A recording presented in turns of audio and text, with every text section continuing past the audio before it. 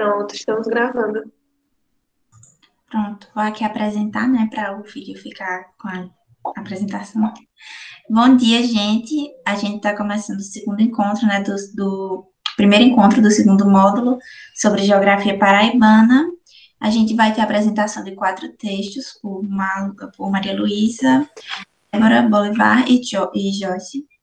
E é isso. A gente começa já, gente.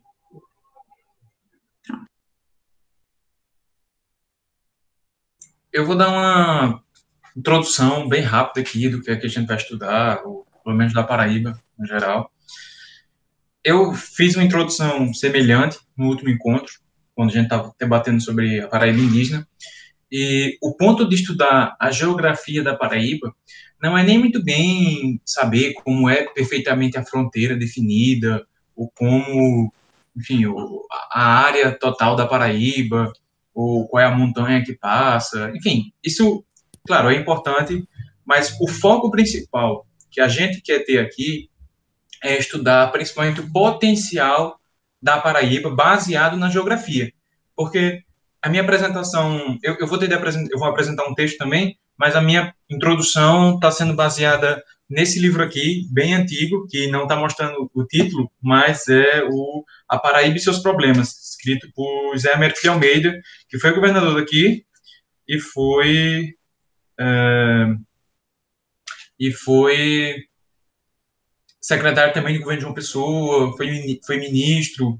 de Estado. Ele escreveu esse livro em 1923, ainda no governo de Solano Lucena, e Zé Américo de Almeida vai escrever A Paraíba e Seus Problemas numa tentativa de justificar, isso aí é para vocês verem, então, o tamanho do descaso que o governo federal tinha para com a Paraíba.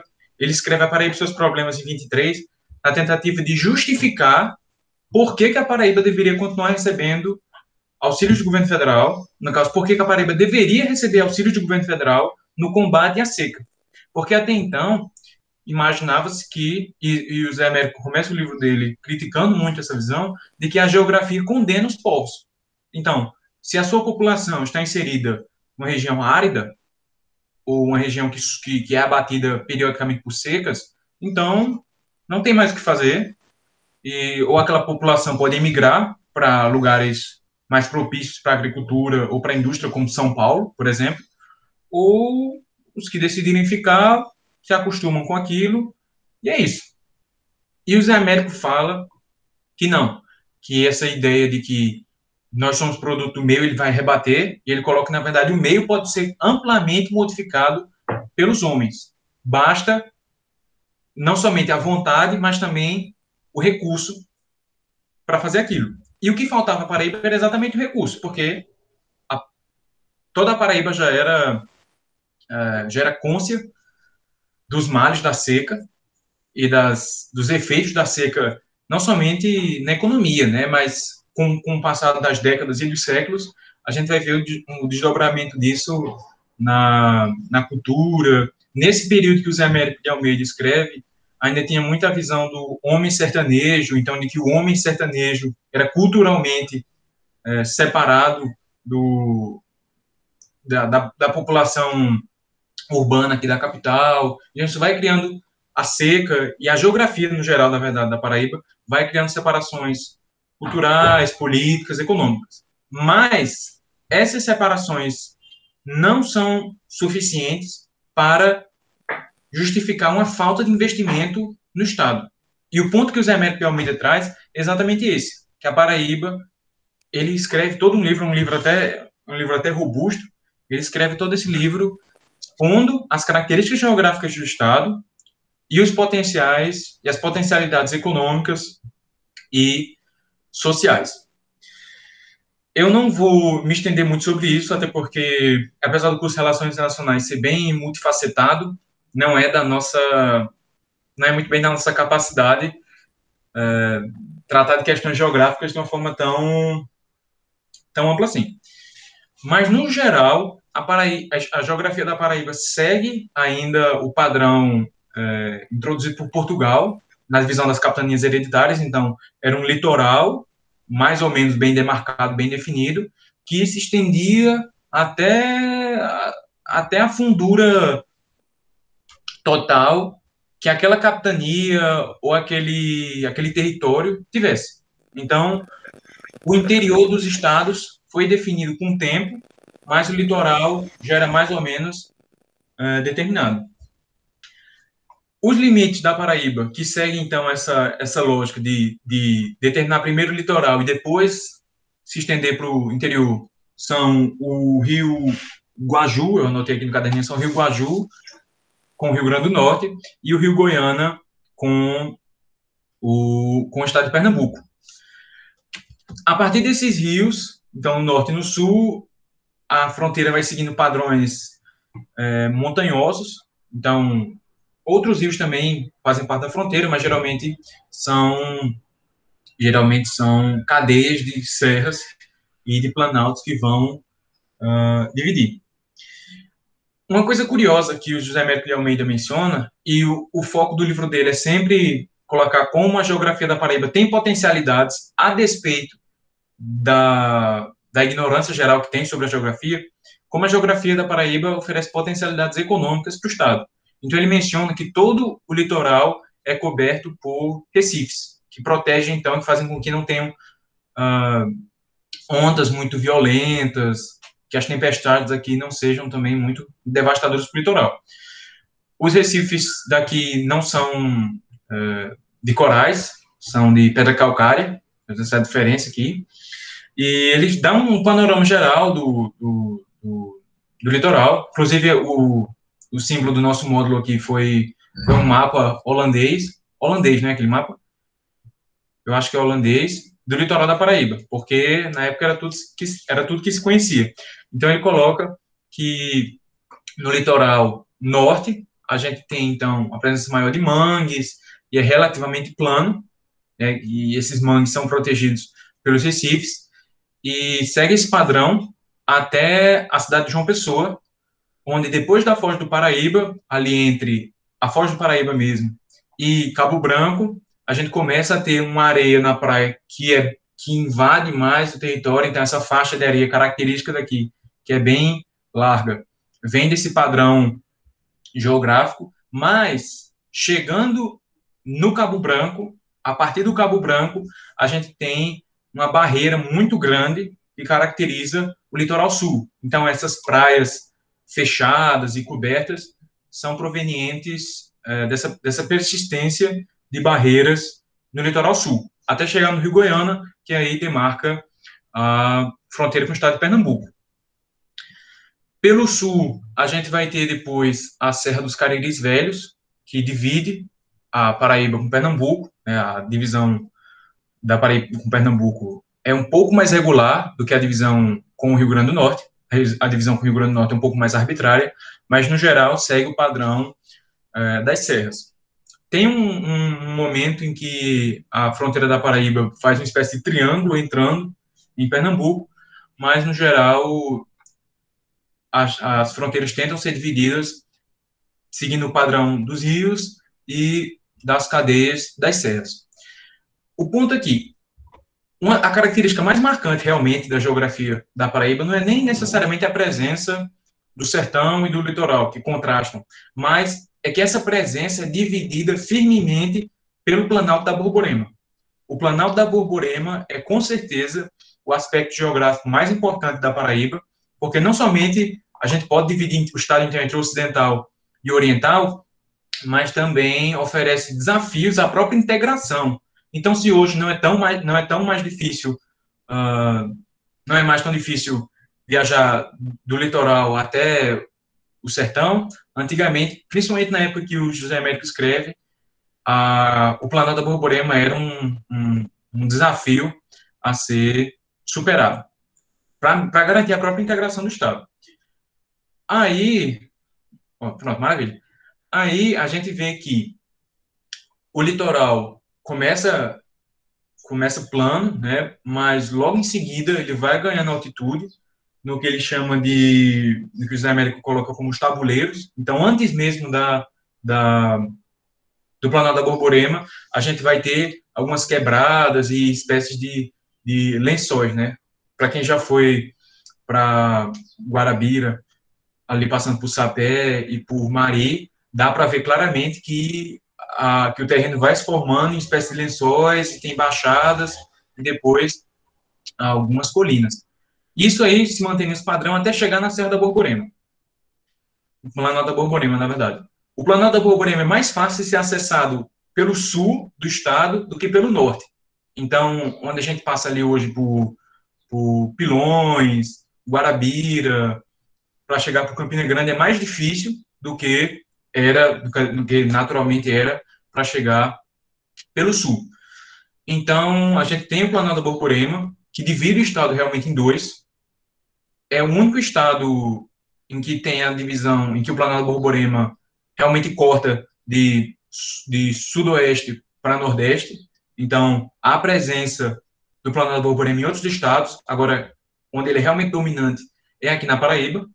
Depois do Planalto da Borborema, a gente vai ter o sertão, no geral, mas o sertão também se caracteriza por presença de serras em alguns lugares, e depois por uma vasta baixada, que vai ser onde vai ter o Rio das Piranhas, depois o Rio do Peixe, o Rio dos Porcos, o Espinharas, que vai formando essa baixada e vai entrando ali no Rio Grande do Norte.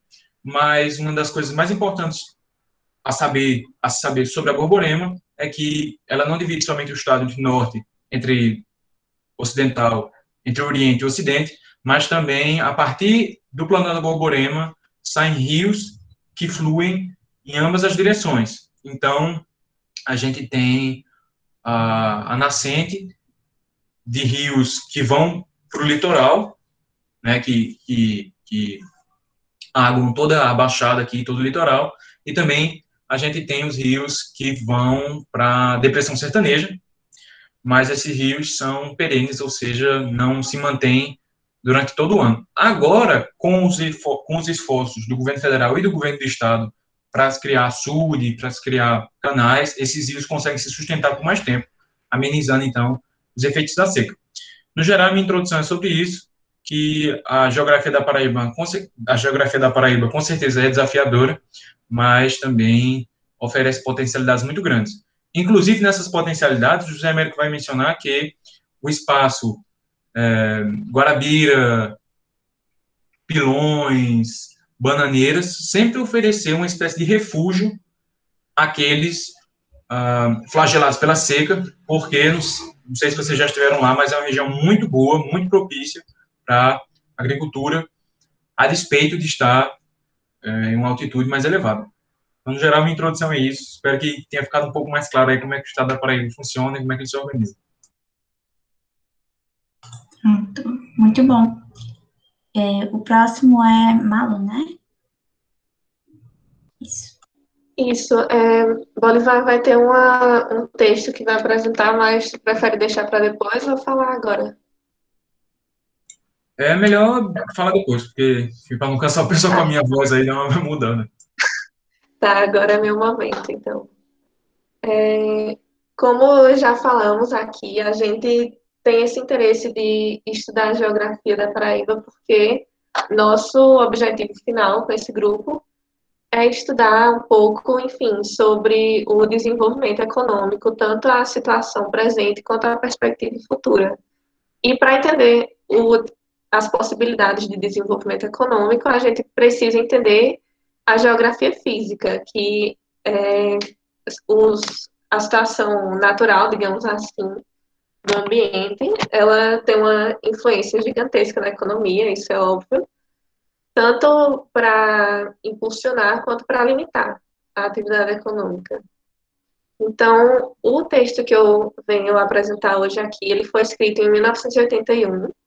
Ele talvez esteja um pouco desatualizado, mas é um texto que é referência na área da geografia e é de Dárdano de Andrade Lima, professor da Universidade Federal Rural do Pernambuco. Então, ele começa o texto introduzindo a caatinga etimologicamente, digamos assim. O nome caatinga significa mata aberta ou vegetação aberta, e esse nome foi dado pelos indígenas da região. Eu não sei quem daqui estava no módulo passado, mas falamos um pouco a respeito desse tema. Então, Uma questão interessante sobre a vegetação da caatinga é que não se tem certeza se as espécies vegetais do ambiente são realmente nativas, porque existem alguns indícios do contrário. A gente que é daqui da Paraíba, que a gente viaja pelo estado, a gente percebe que no topo de serras e planaltos, como, por exemplo, o planalto da Borborema, a gente tem uma vegetação de caráter mais de clima úmido. A gente tem uma vegetação mais menos adaptada ao clima seco e ao redor dessas serras, desses planaltos, a gente tem aquela vegetação da caatinga que a gente vê mais,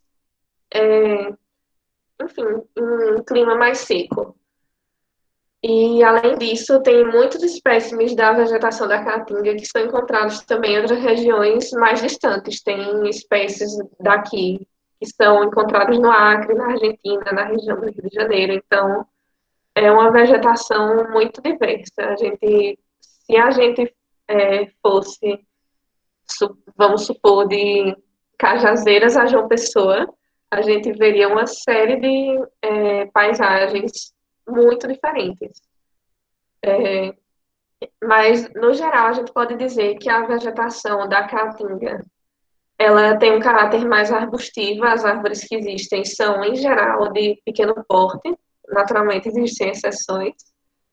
E a vegetação rasteira que a gente tem por aqui só se desenvolve nos períodos de chuva. No período mais seco, a gente tem uma vegetação mais aberta, mas a gente, enfim, consegue enxergar mais a terra do que a vegetação. E de acordo com a classificação, perdão pela minha pronúncia, mas a classificação Köppen, que é usada na área da geografia, o clima prevalente aqui na região da Caatinga é classificado como BSH. Isso significa que é um clima semiárido quente. E a gente tem um regime de chuvas um pouco mais restrito e as temperaturas, em geral, são mais altas em relação à média. E esses são os fatores responsáveis pela vegetação mais característica que a gente tem. Em relação à chuva, esse texto ele traz um estudo de 1972 para mostrar que na região norte da Caatinga, ou seja, essa região do Ceará, do Rio Grande do Norte, da Paraíba, os meses de maior precipitação são março e abril. Então, a gente já pode ver uma diferença em relação à situação atual. Eu não sei como é no Ceará, no Rio Grande do Norte, mas pelo menos aqui na Paraíba, da minha região, a gente vê esses meses de maior precipitação um pouco mais tarde. Eu diria que em torno de maio, junho. Então, a gente percebe que já há influência humana aqui, né? Quanto ao solo, a gente tem uma certa variação também, mas, em geral, o solo ele tem um caráter mais arenoso aqui. As pedras, as formações rochosas que a gente vê por aqui são, no geral, granito, xisto, e são pedras que geralmente a gente vê o solo daqui mais raso em relação à parte de terra, digamos assim. A gente não tem um solo muito profundo. E em algumas partes, em alguns pontos, a gente chega a ver o solo formado de pedra bruta realmente. Isso graças à erosão, que é muito pronunciada aqui na Paraíba, especialmente no interior. A vegetação daqui, esse texto ele fala bastante sobre a questão da vegetação. E, em geral, a gente tem uma vegetação decídua. Isso significa que ela perde suas folhas na estação seca. Lógico que a gente tem algumas exceções, como o juazeiro, por exemplo. Mas mesmo essas espécies que têm folhas permanentes, digamos assim, quando a gente tem um período de seca mais prolongada, elas perdem suas folhas também do mesmo jeito, para poder, enfim, se manter. E a gente sabe aqui, é uma coisa que a gente aprende na escola, que a grande maioria das espécies são adaptadas para se manter durante os períodos de seca. A gente tem espécies que têm sistemas de armazenamento de água, as cactáceas. A gente tem espécies também que absorvem e armazenam a própria umidade do ar, em vez de depender da umidade do solo. E a gente tem aqui uma grande abundância de plantas cactáceas e bromeliáceas também. Mas as plantas de maior proeminência econômica são as árvores. A gente tem, por exemplo, plantas que contribuem com tanto frutas comestíveis e lenha. Para dar aqui alguns exemplos, a aroeira, o umbuzeiro, a siriguela, o cajazeiro. E a gente tem também algumas espécies que, além de fornecer a lenha, também tem uma participação na curtição do couro. Então, que o couro, como a gente já sabe, é um fator econômico importante aqui na Paraíba. Já foi mais, mas então, a gente depende dessas plantas, no caso aqui eu trago como exemplo a catingueira e o angico, para participar desse processo da curtição do couro. Aqui a gente tem também, nessa região da Caatinga em geral, todo esse polígono que a gente vê aqui no mapa, a gente tem uma vegetação rasteira mais rara, como eu já mencionei anteriormente. A vegetação rasteira que a gente encontra nasce mais em período de chuvas. Mas a gente não sabe se isso é um fator natural, se a vegetação tem essa característica naturalmente, ou se ela foi prejudicada pela ação do gado aqui, tanto o gado bovino quanto o gado caprino. Porque, de acordo com alguns estudos que foram feitos, que são apresentados nesse texto, é observado que quando a gente, por exemplo, a gente cerca uma certa área de caatinga, e não, enfim, impede a entrada de animais, a vegetação rasteira vai se desenvolver com bem mais proeminência do que em ambientes de pasto, digamos assim.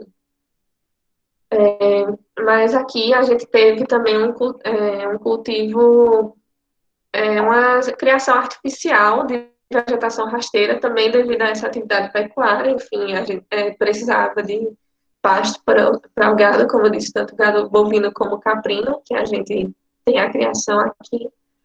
Então, a gente tem essa questão de serem trazidas espécies rasteiras para cá, não nativas, que vão servir na alimentação do gado. Isso também, obviamente, vai trazer uma mudança na paisagem e no próprio ecossistema. E, no geral, é isso. A gente não tem certeza, esse texto ressalta isso em vários momentos, ele não se tem certeza se a caatinga, como a gente conhece hoje, ela, enfim, é uma formação natural, se a vegetação é assim desde sempre, ou se a paisagem que a gente conhece, ela é um resultado da ação humana aqui na Paraíba, enfim, no Nordeste inteiro.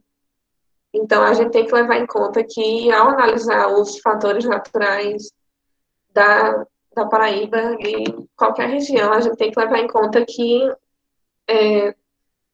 a gente tem como é que eu digo, uma intervenção humana muito intensa, que provavelmente não é mais reversível, e então a gente tem que se trabalhar com o que a gente tem hoje em dia. Não adianta também estudar apenas os aspectos naturais que tinha lá antes da colonização, porque muita coisa mudou de lá para cá. E eu vou passar a palavra para a Bolivar de volta agora. Eu imagino, na verdade, que Joyce poderia falar, mas tu prefere falar logo, Joyce, ou que eu falo no mim? De boa, qualquer momento. Se é melhor agora.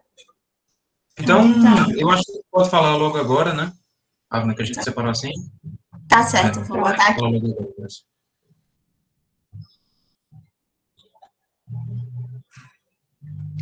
Bem, como a Luísa falou ali, para poder analisar o desenvolvimento da Paraíba, tem que ser o que vai ser melhor economicamente, é preciso fazer alguns estudos e coisas desse tipo. e um deles é o balanço hídrico associado à classificação climática da região.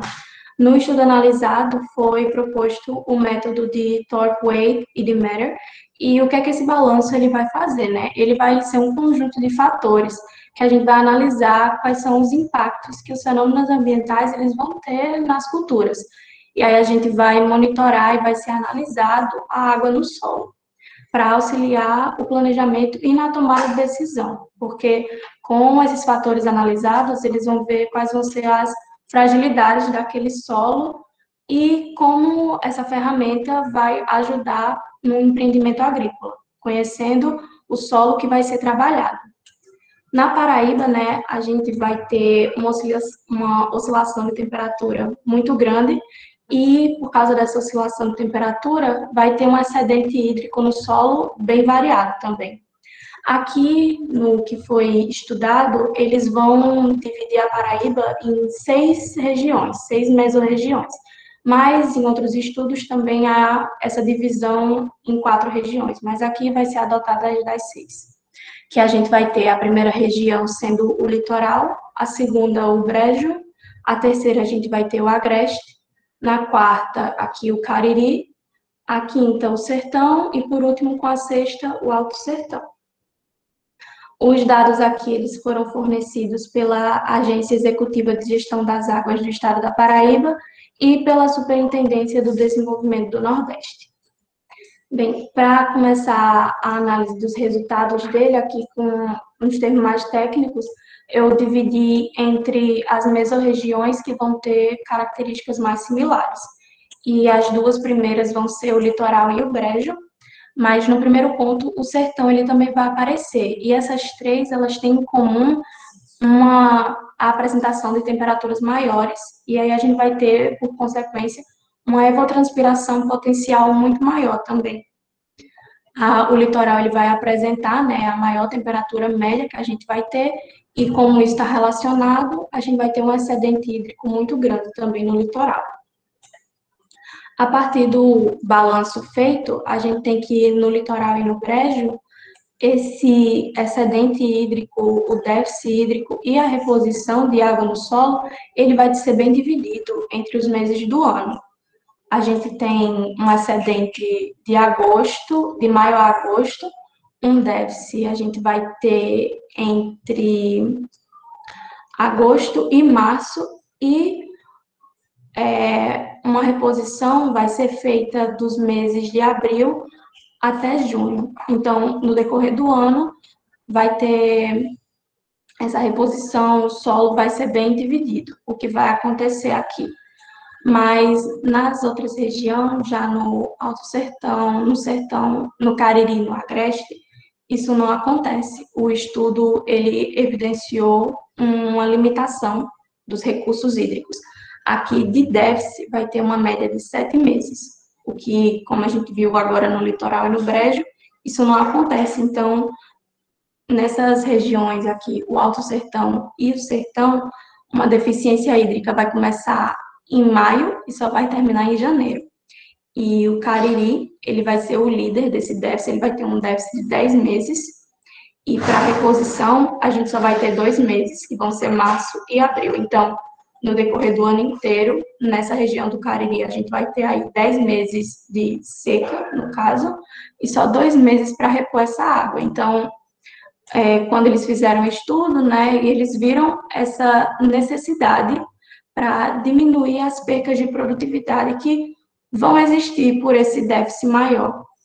Então, o que eles proporam é que é necessário um planejamento para suprir essa necessidade e para continuar o desenvolvimento das atividades, né, vai ser preciso pegar esses índices, né, pluviométricos, e eles vão ter que ser armazenados para, assim, poder suprir esse déficit de 10 meses que a gente tem no Cariri.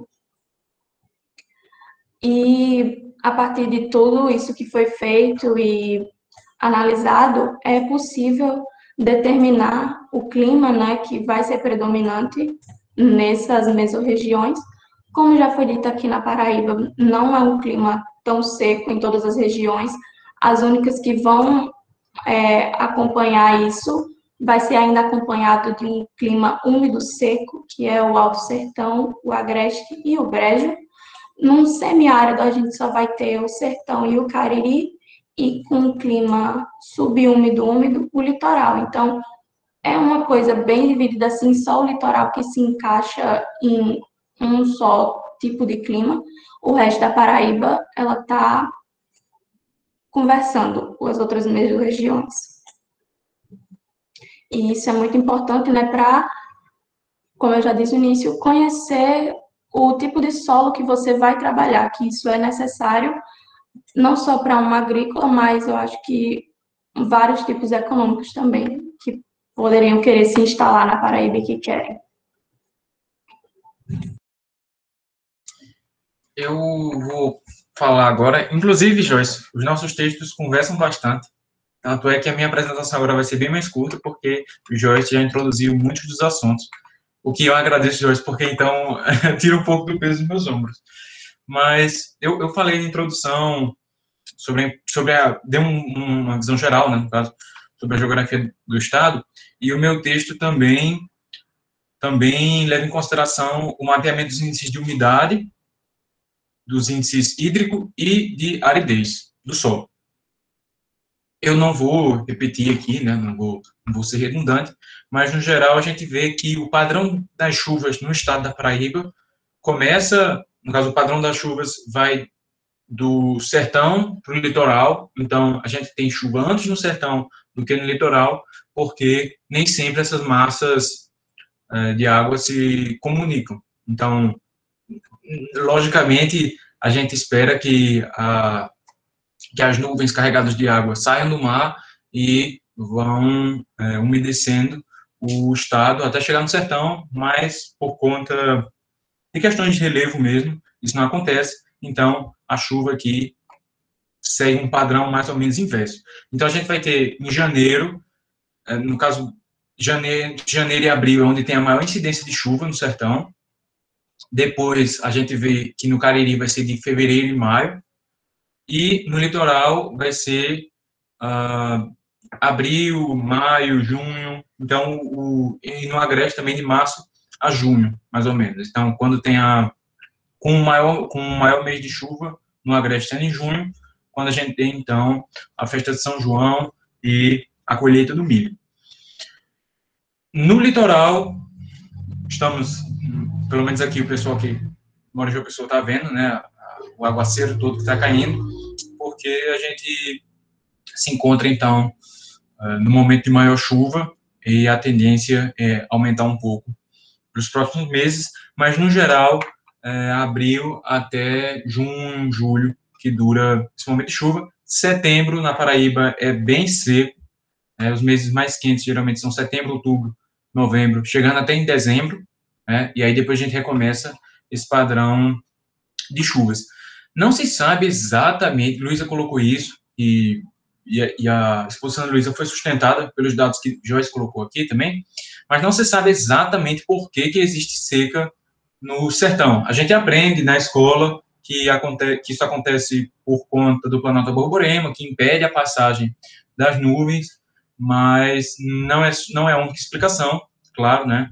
A gente também tem que levar em consideração a força dessas massas de umidade, que no Brasil não são tão intensas, então qualquer tipo de barreira física já é o suficiente para impedir a passagem dessas nuvens, porque elas não carregam a água com intensidade tão grande ao ponto de transpô-las, caso transpor as barreiras.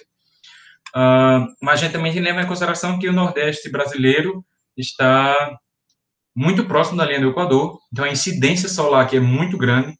Inclusive, Joyce menciona isso, e eu não vou adentrar muito nessa questão, para novamente não ser redundante, mas um dos desafios para a construção da segurança hídrica na Paraíba, e assim, no início do século XX, a gente começou com a questão da açudagem, que, claro, foi importante, muito importante, Zé Américo de Almeida trata disso, e, enfim, na época era a tecnologia mais acessível que se tinha, mas a açudagem tem um problema, que é que essa água que fica represada, então, no açude, vai vai evaporar também por causa da incidência solar no estado. Então, o importante de entender a geografia é ver como os elementos se comunicam, porque já que não tem muita água disponível, porque os rios aqui são perenes, então a evapotranspiração aqui é relativamente baixa, ou seja, tem menos nuvens, no sertão pelo menos, tem menos nuvens, essas nuvens protegem menos o solo da incidência solar, então a transpiração, a evaporação, perdão, é mais alta. Então, são elementos que se complementam. Agora, o mais importante, realmente, quando tratando de um estado seco e semiárido como a Paraíba, o mais importante de qualquer análise geográfica é entender como essas dificuldades podem ser transpostas, superadas, e como a gente consegue organizar o espaço que nós temos para a agricultura e para a pecuária. Se bem que nem toda forma de agricultura e pecuária é sustentável, então também tende a haver uma preocupação para que não sejam exauridos os solos e os terrenos. Mas, no geral, a gente tem uma média de que cerca de 60% a 70% da produtividade agrícola é dependente exclusivamente do clima. Então, independentemente da terra ser adubada, ou de não existirem pragas, independentemente desses outros fatores, o clima influencia ainda 60% a 70% da produtividade agrícola, então não pode, de forma alguma, ser ignorado. A gente vê que tem esse déficit maior de umidade no sertão e um superávit e um excedente, no caso, no litoral, mas isso é, novamente, porque, primeiro, não existem grandes rios que são sustentados durante o ano todo. Então, a gente tem o Parnaíba, no Piauí, e o São Francisco, passa pela Bahia, Pernambuco, Alagoas, Sergipe, mas, no geral, no sertão, não temos rios que são abastecidos durante o ano todo, por isso que é importante também as obras de transposição do Rio São Francisco, para fazer com que não está inaugurando a buzina aqui, mas para fazer com que os rios e os açudes sejam mantidos durante o ano todo. Então, minha exposição foi bem mais curta. Obrigado, Joyce, realmente, porque, enfim, é um assunto complexo. Isso aí é sempre bom colocar, que nós não somos estudantes de geografia, então é um tema novo também para nós. Mas, no geral, é isso. Eu acho interessante que realmente os nossos textos conversam, o meu, de Bolivar, o de Joyce, e eu vejo aqui como minha função maior é meio que fechar a junção desses textos. Primeiramente, o meu texto, ele fala justamente sobre a questão do semiárido, que é uma análise das séries temporais, e é muito interessante porque ele retrata muito a questão da irregularidade climática. E outro texto que eu usei também como fonte foi esse livro sobre a geografia de Patos. Como eu me apresentei no começo, eu sou de Patos. Eu achei esse livro, ele fala bastante sobre o clima no sertão. E ele os dois textos falam bastante sobre a questão da irregularidade climática, que é um período que assola muito o Nordeste do Brasil como um todo, em questão das secas no Brasil. E eles retratam o fato de que a seca no Brasil, ela também vem muito com o fato de eles estarem num efeito ODP positivo. Essa sigla ODP, ela é identificada como a oscilação decinal do Pacífico. Eu vou falar um pouco mais sobre a questão da influência do Oceano Pacífico um pouco mais na frente, na minha apresentação, mas esse ODP positivo, ele é definido como positivo porque é quando há um aumento da temperatura das águas no Oceano Pacífico, e como eu disse, eu vou falar um pouco mais sobre a influência do oceano. E dessa forma, a gente consegue observar que nas regiões mais afetadas, que é no caso o Brasil, ele é mais afetado por essa oscilação, existe um maior número de anos de seca, o que ocorre muito, a gente daqui percebe muito isso, como existem muitos anos de seca aqui. Falando no sertão, a gente até fala, esse ano a barragem vai encher esse ano, vai ter muita chuva, as barragens vão secar porque vão sangrar, porque a gente sempre almeja que tem um ano mais chuvoso, porque passa por muitos anos de seca. E ajuda muito a explicar, né, alguns períodos de longa seca no Nordeste, essa variação. E a diminuição também da intensidade do inverno na região sul. E esse estudo, assim, sobre as séries temporais, que essas séries temporais são relacionadas a um conjunto de observação que determina a variável, feita em alguns períodos suscetíveis de tempo, né, de um intervalo de tempo entre chuva e seca, que ele se apresenta como esse estudo, ele se apresenta como uma importante ferramenta de muitas áreas de pesquisa, justamente nessa questão das chuvas e do solo e do cultivo. E esse estudo de variedade climática, ele tem como dois principais pontos o oceano, que ele é muito importante para os processos atmosféricos e no controle das trocas de calor latente, e o principal oceano é o Oceano Pacífico.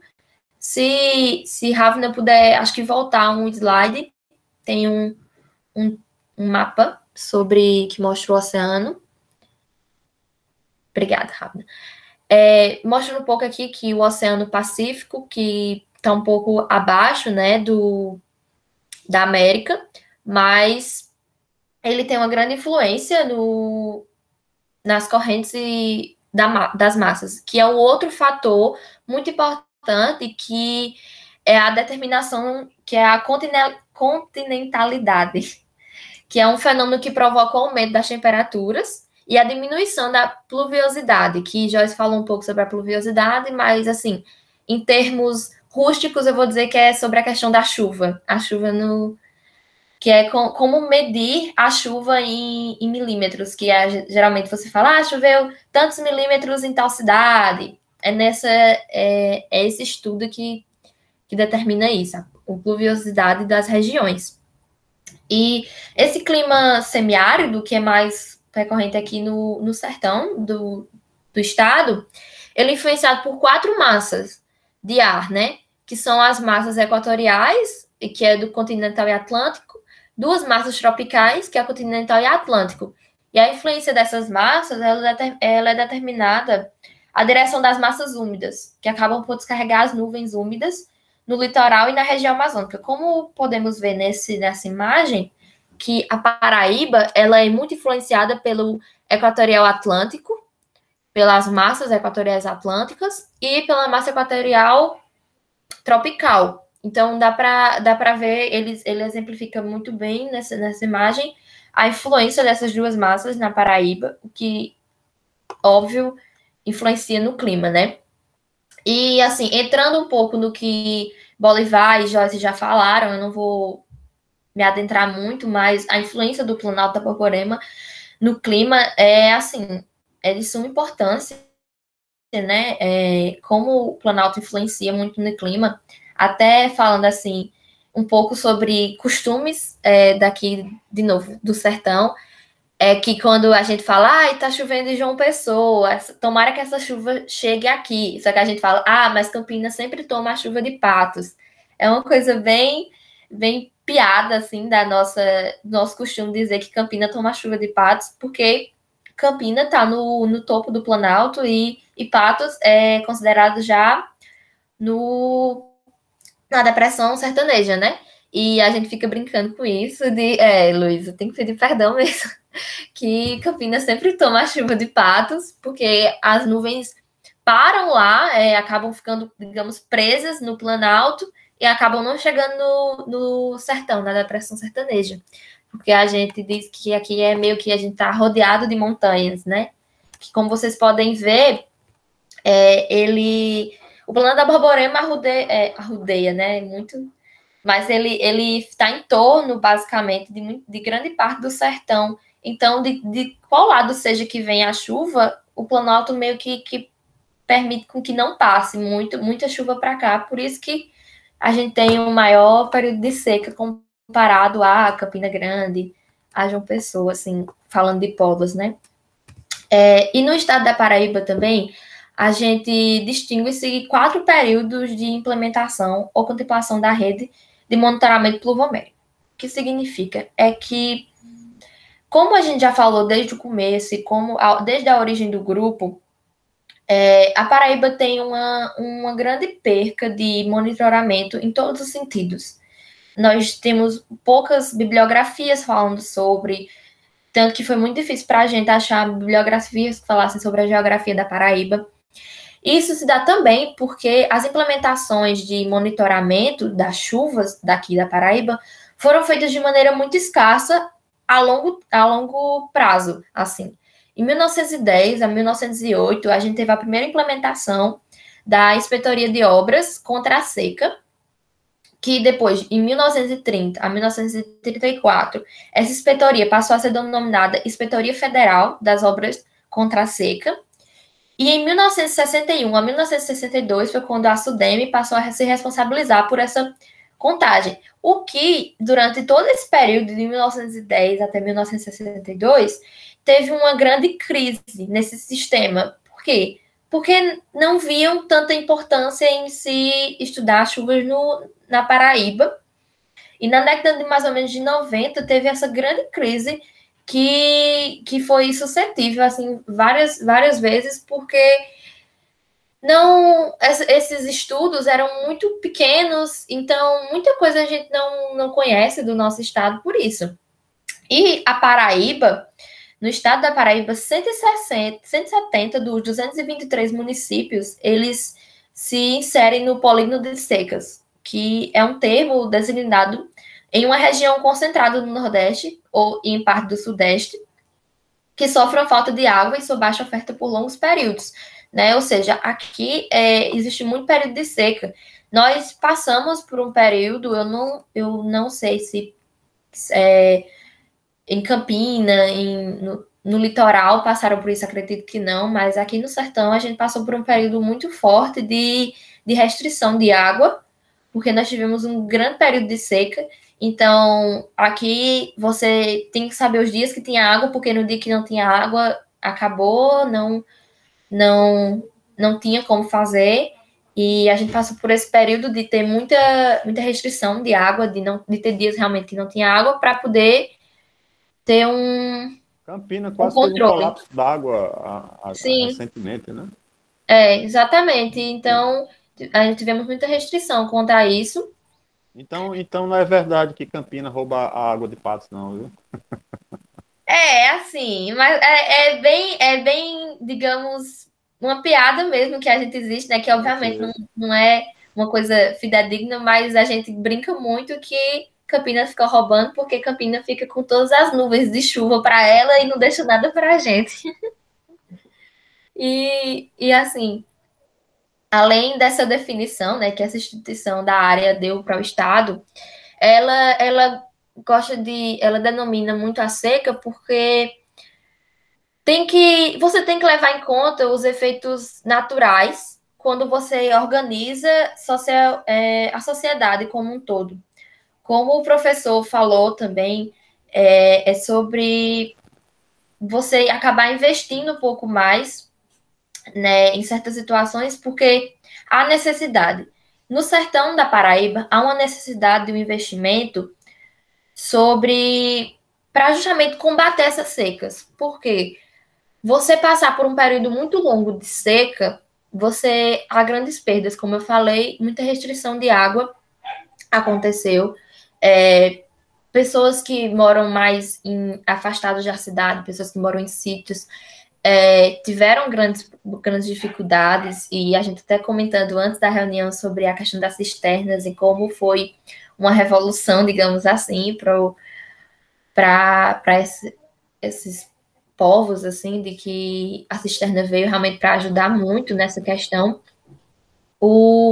Como é importante a gente estudar a geografia no quesito econômico também, como isso estão relacionados, justamente porque quando você passa por longos períodos de seca ou longos períodos de muita água, isso varia muito a questão da vegetação, a questão do cultivo, inúmeras questões. Então, como é importante que realmente estudem a Paraíba nesse quesito de que a Paraíba passa por longos períodos de seca, por todas essas questões que eu denominei. Minha cachorra está latindo, mas eu espero que esteja dando para escutar.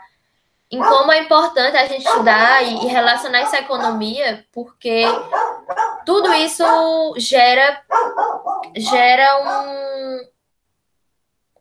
que bom, que tudo isso gera um pouco de consequências, porque muitos polos, né, do sertão, eles são predominantemente de comércio agrícola.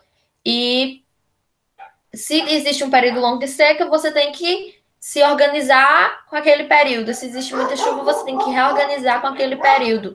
Então, o que é muito importante para a Paraíba como um todo, estudar a geografia, porque isso influencia diretamente a economia do nosso estado. E era mais ou menos isso que eu queria retratar na minha fala, mostrando alguns pontos mais teóricos, mas na verdade, no fim, só falar um pouco sobre como é importante a gente estudar a geografia, estudar a vegetação, os períodos de chuva, porque tudo isso influencia diretamente a economia do nosso estado. E acho que agora eu abro um pouco a perguntas para o pessoal, para quem quiser dar alguma opinião, né? Eu encerro minha fala. Tanto para todos os textos, né? Quem quiser ter algum comentário e tal, pode falar, gente, tá aberto. Pessoal, eu posso. Pode falar, professor. Vou fazer uma participação geral, assim, não tenho a pretensão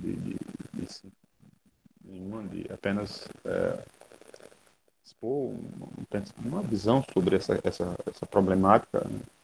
E, assim, claro, eu não estudei especificamente a Paraíba, meu objeto de estudo, como eu mencionei no começo, é o Nordeste, né?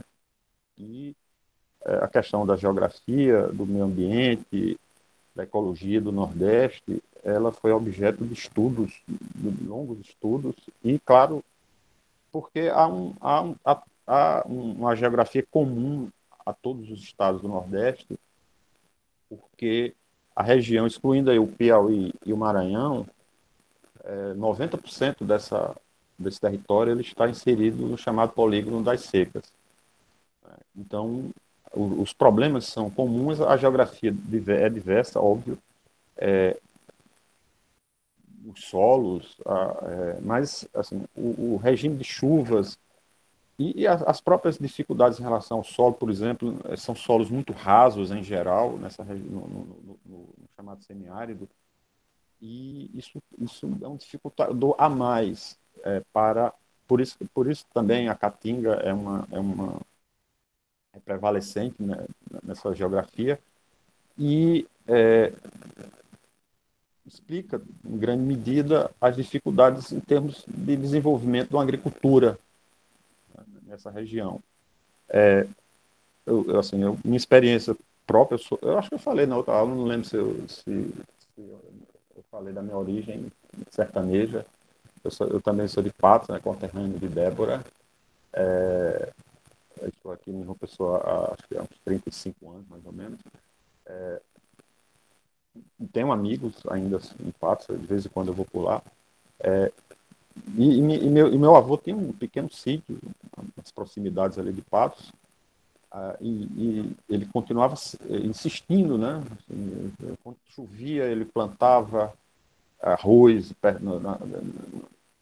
no leito, assim, nas margens do açude, quando sangrava, então ele acumulava água. Enfim, era uma persistência, né, que beirava teimosia e, em muitos aspectos, é assim mesmo. Porque assim, essa visão que há um desconhecimento motivado por uma longa tradição, né? Mas o Estado pouco atuou no sentido de modificar essas situações. Então, nós temos, no polígono das secas, ele como eu disse, é uma região, digamos, geográfica, que se caracteriza por um regime de chuvas que é muito que é muito intensa. Então, nós tivemos 2, 3 meses de chuvas, quando não tem seca, que permite o acúmulo de água. Então, o semiárido brasileiro é um dos semiáridos onde tem mais... Primeiro, uma característica bastante singular, que é um dos semiáridos mais povoados do mundo, né? Então, diferentemente de outras até regiões muito mais áridas, menos chuva, como o Chile, no norte da África, enfim, várias partes do mundo, onde sequer chove, passa anos e anos, décadas, às vezes, sem chover. No Nordeste brasileiro nós temos períodos de seca, às vezes prolongados, mas nós temos, quando chove em grande quantidade, e isso permite acumular. Por isso que, durante muito tempo, o Nordeste, a política de atuação do Estado, no chamado combate às secas, né, se resumiu muitas vezes a construção de açudes. Então, o IFOX, como o Débora mencionou, foi criado no governo de 1911, acho que foi no governo de Epitácio Pessoa, se eu não me engano, bom, por aí. Em certo sentido, o Nordeste do semiárido, ele se tornou, em termos políticos, predominante. Né? Passou a identificar o próprio Nordeste, a própria identidade do Nordeste, que é muito associada à seca, ao atraso, né? Enfim, tudo isso que essa elite regional, esses grupos oligárquicos que comandavam o Estado, passaram a buscar ações do Estado, e eles controlavam essas instituições, né, que o IFOX depois viria a se tornar o chamado DENOX. E veja como a lógica, como os termos usados para definir essas instituições, eles revelam uma concepção de desenvolvimento que é combate às secas, né? Então não se combate seca, a seca é um fenômeno natural. Não tem como você combater um fato da natureza, não tem. E nesse caso, isso foi o combate à seca, se resumia à construção de açudes, acumular água né, e o Nordeste tem um grande reservatório de água acumulada, grandes açudes, como Oroz, como Coremas, enfim, muita água acumulada, né? Mas o que caracterizava o Nordeste nesse ponto também? A concentração de água. Nós tínhamos muita água acumulada, mas concentrada em poucas regiões. Você não tinha integração de bacias, você não tinha as adutoras que começaram a ser construídas recentemente. Ou seja, para distribuir essa água. E viabilizar projetos, tanto de abastecimento d'água, quanto também de projetos econômicos, de irrigação, onde era possível fazer. Né? E veja, um aspecto que vocês levantaram, acho que foi Bolivar, né? Acho que Débora Ravina, né? Mencionou na apresentação, desculpe se eu não anotei direito, assim, a evapotranspiração é um problema grave também no Nordeste. Nós perdemos 90% da água acumulada nesse processo. Né? Então, significa dizer o seguinte, quer dizer, essa política de acúmulo de água em grandes reservatórios, ela, se não for distribuída com certa rapidez, ou seja, através desses mecanismos de adutoras ou mesmo de canais, né, como aconteceu no caso de Patos. Eu lembro que eu ia passar as férias em Patos, teve um tempo que Patos ficava em cerca de 5 dias num rodízio. As pessoas só tinham... E minha avó, eu ficava na casa da minha avó, a casa toda era cheia de tonéis, aqueles tonéis de plástico, de água, porque as pessoas passaram dias usando aquela água, né, no banheiro, em todo canto. Campina também. Né? Então, Campina fica no centro, no centro não, mas fica dentro do semiárido. né? E vocês imaginem uma cidade como Campina Grande, que tem mais de 400 mil pessoas, acho que já chega, não sei se chegou a já 500 mil pessoas, né, habitantes, e quase entra em colapso. Você imagine uma cidade como Campina Grande entrar em colapso de água, né? O desastre que produziria. E chegou muito próximo disso. Se não fosse a transposição, Campina Grande dessa vez não escaparia, não, né? Então, veja, essa questão que eu estou me referindo aqui é fundamental, porque, ao mesmo tempo, ela justificou uma política de desenvolvimento para o Nordeste durante muito tempo, mas, mesmo assim, eu acho que eu recomendaria a vocês também, ao grupo, uns trabalhos de Guimarães Duque, né, que é ele é um economista agrônomo que trabalhou no IFOX. Ele elaborando estudos, relatórios, e tem uma vasta obra que discute bem associando o problema ecológico do Nordeste com as alternativas econômicas para cada região, para cada espaço, né? Então, por exemplo, essas visões, por exemplo, Guimarães Duque, ela se contrapõe a essa visão geral da política de desenvolvimento para a região, que era só isso, quer dizer, se resumia muitas vezes a construir açudes nas frentes de emergência, né? Isso era um fato muito comum no Nordeste. Os saques, por exemplo, quando tinha seca, eu morei 2 anos em Itaporanga e vivi um dia de terror. Eu era criança, numa seca muito prolongada, acho que isso era 74, 75, eu não me lembro exatamente o ano. E eu estava na feira com a minha mãe e houve um saque, uma população invadiu a cidade e saqueou a feira, e eu me perdi de minha mãe nesse dia. Imagina aquela confusão. Isso era um fato comum no Nordeste, né? Isso acontecia bastante. E aí tinha as frentes de emergência, que era para evitar né? O que eram essas frentes de emergência? Era construir açudes, normalmente nas propriedades, antes, né? Nas propriedades dos proprietários de terra, construir estradas de rodagem para ligar as propriedades às cidades, sempre uma apropriação bastante particular da a captura do Estado por essas elites regionais, né? Então, Guimarães Duque ele estuda cada região e vê uma alternativa econômica. Então, por exemplo, você em alguns determinados locais você pode desenvolver a atividade da apicultura, por exemplo, da pesca, né, de plantas xerófilas aliás, depois isso foi usado, né, fauna para alimentar o gado, por exemplo, como alternativa. Mas, enfim, é possível, porque nós tivemos, só um exemplo para vocês, você deve conhecer bem, Israel é uma região extremamente seca, mais seca do que o Nordeste, né? Os judeus saíram de lá, foram expulsos daquela região, em grande medida por conta dessa característica geográfica de Israel. Mas Israel tem uma agricultura baseada nessa visão, inclusive, do Guimarães Duque exterior aqui no Brasil, né? Celso Furtado resgatou também no seu projeto para a Sudene, e que se tentou, mas nós continuamos nadando contra a correnteza.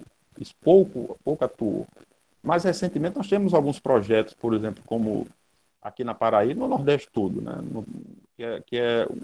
Só que é a melhoria racial dos caprinos e dos ovinos, né? O Estado, por exemplo, mas o que é que aconteceu? Aqui, como sempre, né?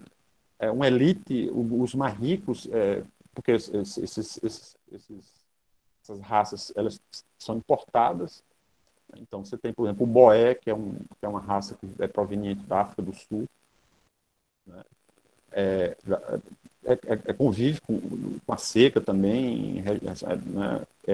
Ele é um bode que tem um caprino que tem uma carcaça muito grande, quando ele engorda, assim, ele fica parecendo um bezerro, né?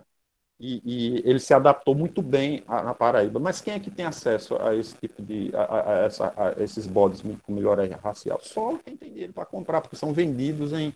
A Embrapa financiou esse projeto e a Embrapa vendia seus bodes, né, em leilões, onde só os mais ricos participavam. Então, tem um projeto de melhoramento racial, por exemplo, do rebanho aqui na Paraíba.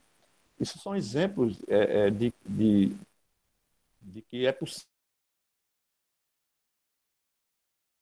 convivência com a seca, como hoje passou a ser chamado o DENOX, né, depois desse debate todo. Enfim, e a Paraíba está, como eu disse, quer dizer, essa perspectiva ela engloba a Paraíba, porque os problemas são comuns a essa região. Você não pode pensar a Paraíba, claro, cada governo do estado vai ter que pensar seu próprio território, mas em termos de, como o Celso Furtado mencionou na criação da SUDENE, o Nordeste não é um problema regional, é um problema nacional, é uma questão do país para ser resolvido, né? E foi encarado dessa maneira, né? Só que os resultados acabaram, o Nordeste se modernizou, melhorou, modernizou-se, ou seja, se urbanizou, se industrializou em parte, mas a concentração, a desigualdade foi até acentuada em muitos pontos, né? Então, pessoal, desculpe ter me alongado, mas são comentários que eu acho importante para a gente também situar esse debate sobre a geografia também, e a ideia é essa do grupo, né? Também pensar a questão econômica e como seria a Paraíba nesse projeto de desenvolvimento também. Acho que foi uma contribuição. Desculpa, rápida. Não, nada não. Acho que é uma contribuição, assim, muito boa, muito, assim, recheada de coisa, né, pra gente aprender. Muito, muito bom. Muito obrigada pela participação, inclusive. A gente agradece muito. Gente, mais alguém tem algum comentário? Essa é a parte, pessoal, que vocês que, enfim, estavam só do outro lado aí da exposição, vocês podem se sentir à vontade para comentar alguma coisa, ou ligando o microfone, a gente prefere, né? Tá vendo aí como é? Quando eu estou na aula, eu pergunto, tem alguma questão? Fica aquele silêncio, né? Professor, agora eu entendo o senhor, agora eu entendo o senhor plenamente. Qualquer dúvida, qualquer coisa. Ou vocês ligam o microfone e falam qualquer coisa, ou vocês podem mandar aqui no chat também, a gente está acompanhando. Ficou soando como se eu fosse falar alguma coisa, né? Mas é só isso mesmo. Eu mando no chat e eu ligar o microfone. Perdão pela pausa dramática. E também o relatório do GTDN, né? Eu acho que o relatório do GTDN é um documento histórico, mas muito denso para estudar a questão nordestina, viu? Inclusive, o senhor, Luísa mencionou que é um pouco complexo esse trabalho só em cima de fontes muito antigas, porque eu acho até triste, né? A gente vê que esses relatórios se baseavam na Paraíba, que em grande parte... Peraí, tem um cara estourando a moto aqui do lado. Se baseiam, na verdade, numa Paraíba que não existe mais, porque aquele cenário geográfico mudou. Então, claro, os princípios continuam aí, mas a gente vê que, em partes, a seca é agravada por conta do aquecimento global, por conta do desmatamento. Então, Débora colocou que há uso também de parte das matas na Caatinga para produção de lenha. Então, um isso problema também, só me desculpe interromper, mas que eu esqueci de mencionar, que é a desertificação também, que avança rapidamente no semiárido. Você tem regiões que 15% já do território já está desertificado, né? E é um processo que a gente observa muito, assim, desde que eu nasci, que eu vou muito para a área do Cariri, né? E daí, sempre que a gente passa, ao longo da minha vida, foi um processo gradativo de observar cada vez mais áreas sofrendo processo de desertificação, né? E aí o texto Malu fala sobre a gente não saber se é um processo natural ou mais intervenção, né? Humana, mas com certeza essa parte da intervenção humana pesa bastante, porque tem muito desmatamento, é uma área que realmente sofre muita intervenção disso. Muito frágil, a caatinga é muito frágil, né? E até mesmo a questão de, por exemplo, tem algumas espécies que elas não são daqui. A algaroba mesmo, que ela domina a região, ela não é daqui, ela é endêmica do Peru, sendo que ela foi trazida para cá, até parece que foi num processo de tentativa de parar essa coisa de desmatamento e tudo mais, e ela se deu muito bem com o clima daqui, e hoje em dia ela nasce em todo lugar, né? Tem gente que chama de praga, mas, enfim, chamar algumas espécies de praga às vezes não dá muito certo, porque ela terminou por se tornar tem um valor também econômico, né? Ela é usado para alimentação de gado e tudo mais. O processo de intervenção humana realmente está moldando bastante toda a caatinga. É bem perceptível. Só a algaroba. A algaroba tem um problema que a algaroba, depois é que foram fazendo os estudos, demonstraram isso, né? A algaroba, nas proximidades, ela praticamente não nasce mais nada, porque ela tanto ela absorve toda a água quanto as vitaminas, o solo. Exatamente. Né? E geralmente em beiras de rio sempre é mais coberto por algaroba, hoje em dia, do que outras vegetações. E aí termina que ela se espalha, ela dá em todo lugar, e aí as outras espécies não conseguem também participar desse processo. Professor, o senhor está participando agora do nosso módulo de geografia, mas mais para frente a gente vai abrir depois um módulo sobre ecologia, onde eu acho que a gente vai ter um tratamento mais apropriado do que a gente deveria realmente plantar na Paraíba e cultivar aqui e o que é que não, porque a gente sabe que os solos têm vocações, né? Os terrenos têm vocações, e claro que a vocação de uma grande parte do estado seria grandemente aumentada se a gente conseguisse garantir a segurança hídrica e a irrigação. Mas, assim, a gente vê que o Nordeste brasileiro tem uma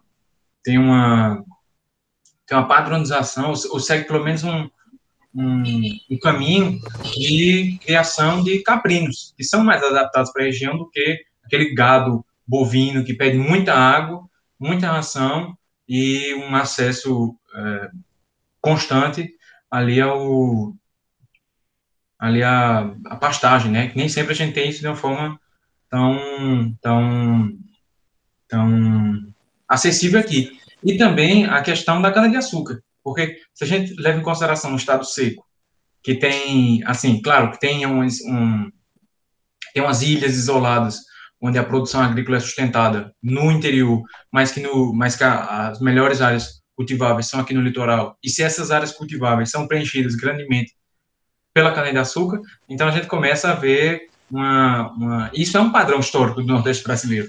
A gente tem uma região que tem uma alta produtividade agrícola, que ainda assim padece de fomes periódicas. A gente vê isso nos relatos na época da colônia, e ainda assim, no processo de modernização mesmo, a gente tinha um Nordeste que tinha uma fome muito grande aqui, e tudo bem, a gente pode levar em consideração que uma parte dessa fome venha do fato quando tem seca, claro, né, da produção de alimento não ser suficiente, mas por que a gente não pensa por que existe fome, então, nas cidades nordestinas, nas capitais, que ficam, então, no litoral, cercadas por planícies e cercadas por áreas cultiváveis? Porque essas áreas cultiváveis já são preenchidas por artigos de exportação que não podem ser consumidos pela população. Então, por exemplo, na presença holandesa do Brasil, tem uma passagem muito curiosa, que Nassau chega e ele percebe que, apesar de ser a região mais rica, provavelmente, de todo o hemisfério ocidental, a região mais rica do continente americano, Recife, ainda assim, tinha uma fome endêmica que eles não conseguiam solucionar. Então, Nassau começa a ordenar que sejam plantadas árvores que dão frutos, né, nas cidades, para que as pessoas tenham acesso a essa fruta, e obriga que os senhores de engenho separem uma parte da sua produção, das suas terras para a produção de mandioca, coisa do gênero, mas também chega um ponto em que a fome no Recife holandês fica tão grande que Nassau ele tem de recorrer à tomada de posse e alguns navios que levavam trigo. Então, assim, na escala de comércio dos navios holandeses que vinham da Indonésia e da Índia e tinham que passar pelo Brasil para voltar para a Holanda, muitos tiveram parte da sua carga confiscada porque a administração holandesa não via outro jeito de garantir a, a sustentabilidade da população, até mesmo nas cidades, no litoral, porque toda a área já era voltada para a produção de cana, né? Então, enfim, a gente tem que levar em consideração um pouco as prioridades, porque se a gente tem um Estado que ainda assim passa dificuldades, talvez não seria o mais legítimo, o mais racional dedicar as melhores terras à produção de um artigo para exportação, beneficia uma elite muito pequena e, no geral, traz pouco retorno para a população, né? Porque, enfim, quem trabalha na cana sabe que aquilo ali, por mais que talvez seja considerado como geração de emprego, renda, mas é uma renda muito ínfima, um emprego em condições muito insalubres, muito perigosas e sazonal.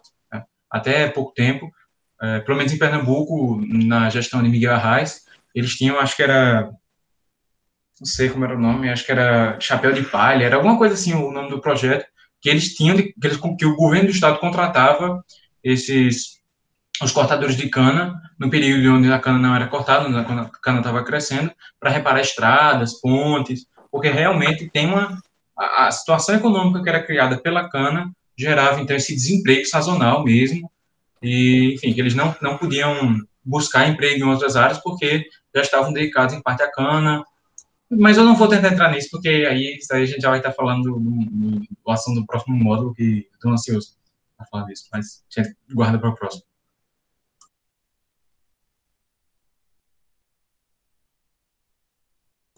Eu acho que isso é interessante porque, assim, como o professor tinha dito, né? Não tem como a gente mudar o ciclo das secas, sempre, porque ele vai existir, é uma coisa natural, não tem como a gente mudar. Mas eu acho que é um absurdo que, depois de tantos anos, a gente ainda não tenha tantos mecanismos para amenizar os efeitos disso da população, né? Eu estava lembrando aqui do programa 1 Milhão de Cisternas, que veio nessa ideia, né, de perceber que o semiárido brasileiro é um dos que mais chove no mundo, e mesmo assim a gente passa tanto problema. E daí, como a Débora tinha dito, realmente a colocar cisternas foi uma coisa que mudou totalmente a situação que se tinha antes, né? Porque esse 1 milhão de cisternas, além de colocar as cisternas, ele capacitou a população para a própria comunidade construir as cisternas, e cisternas que poderiam armazenar água para abastecer famílias de 5 pessoas por cerca de 8 meses. Então, assim, é basicamente uma revolução, né? Muito importante. E daí, por que só tem tão poucos programas em relação a isso, né?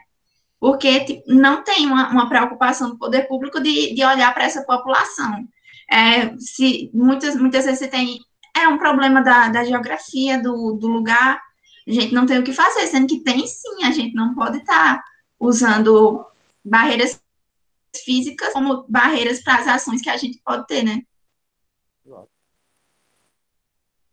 Essa que é a questão, o desafio é desenvolver meios econômicos adaptáveis à geografia, à ecologia do lugar, né? E pensar nisso, você tem uma política dirigida para isso, com recursos, com formação técnica, não é? Esse exemplo que você lembrou aqui da construção de cisterna, você vê uma coisa simples, né? Custa, comparando o tamanho do nosso orçamento, é irrisório o valor. Aliás, uma parte, eu acho que quase toda, uma parte foi feita com contribuição de empresários, alguma coisa assim, essa construção de cisternas. Por exemplo, uma coisa que é pouco utilizada, mas que tem você impermeabilizar o solo nas proximidades dos açudes ou dos rios, e evitar que essa água... Porque aí você evita a evapotranspiração, por exemplo, né? A água você cria uma barreira no solo, você impermeabiliza o solo, né?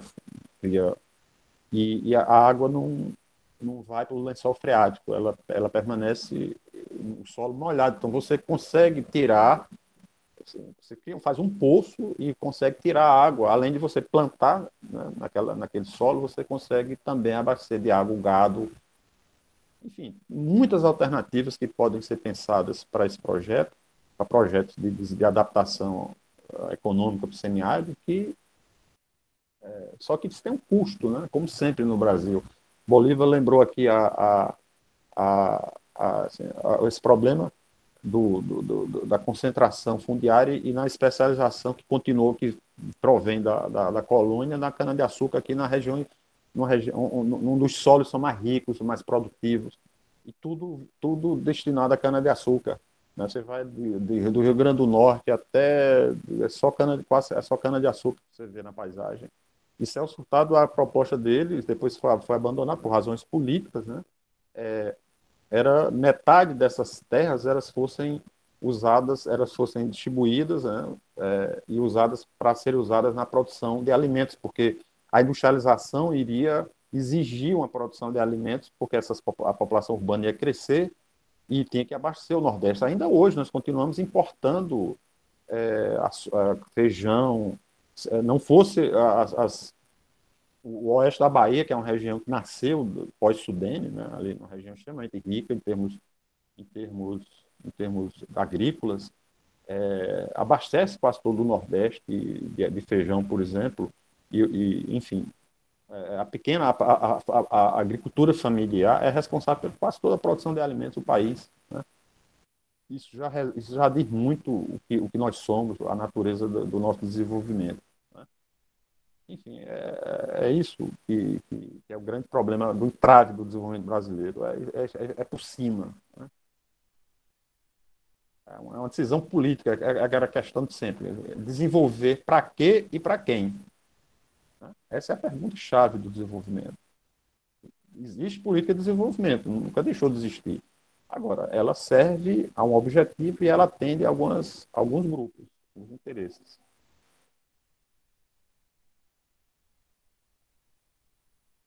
Exatamente.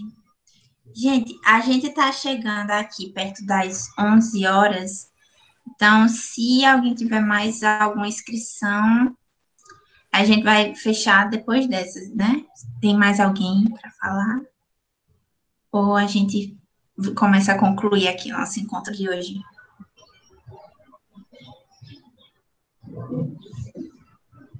Então, concluir. Oi? Vamos esquecer de parar a gravação, não, porque senão... Sim, eu vou parar.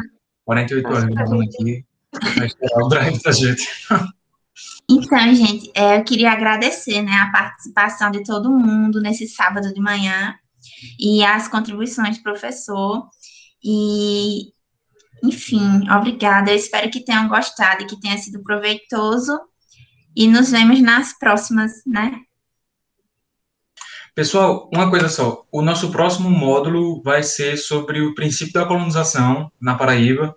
Então, a gente falou sobre a Paraíba indígena, agora a gente está dando uma visão geral da geografia para começar realmente o período da história portuguesa da Paraíba, história europeia da Paraíba. Então, a gente vai divulgar depois, mas fiquem atentos que o próximo módulo é sobre o princípio da colonização. E se vocês quiserem saber como é que as estruturas do Estado foram fundadas, então vai ser lá. Então, a gente espera que vocês todos possam participar também. Sim. Tá bom, pessoal. Foi um prazer. Muito obrigada, pessoal. Bom final de semana para todo mundo. Bom final de semana, gente. Bom final de Descanse. semana, gente. Obrigada. Eu tô saindo. Malu, tu lembra de parar a gravação? Vou encerrar.